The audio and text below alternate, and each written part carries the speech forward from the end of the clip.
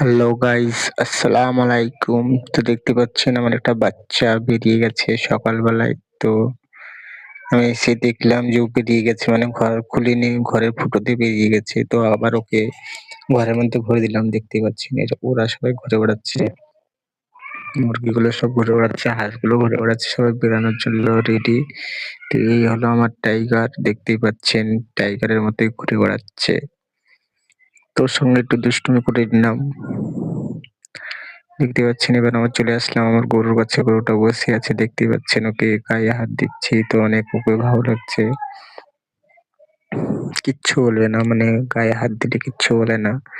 মানে ওকে অনেক গায়ে হাত দিই, ওকে কিছু বলে না, চুপচাপ বসে থাকে, তাকায়।